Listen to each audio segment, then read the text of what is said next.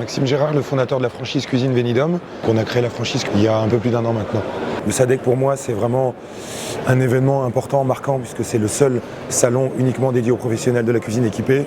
Et d'avoir reçu un trophée, c'est la consécration et surtout la reconnaissance de dire ouais, il y a eu un vrai travail de fond qui a été fait. C'est pas simplement une cuisine dans un camion, parce que tout le monde peut mettre une cuisine dans un camion. On a tout le concept qui est autour de ça. C'est vrai que le mois dernier, on était aussi numéro 2 ex-aequo à Franchise Expo Paris, le trophée organisé par la Fédération française de la franchise.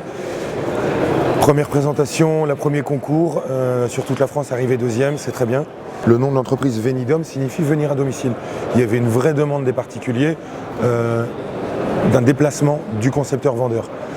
Et l'idée était tournée autour de ça, venir à domicile chez le client, diminuer les charges pour le chef d'entreprise qui n'a plus besoin de magasin, le camion fait office de magasin, et ensuite, pas forcément quelqu'un qui voudrait manager une équipe complète, mais on peut être tout à fait franchisé Venidum et être seul.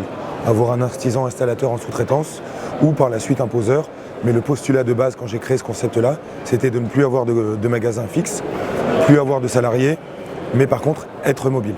Alors le pilote qui est présent depuis 2011, on a réalisé 430 000 € de chiffre d'affaires l'an dernier pour un bénéfice de 79 000 € et la rémunération du gérant en plus.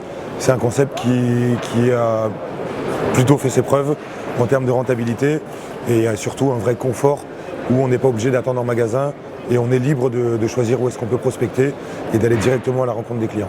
On a un vrai objectif qui est de 12 camions à la fin 2019, 25 en 2020.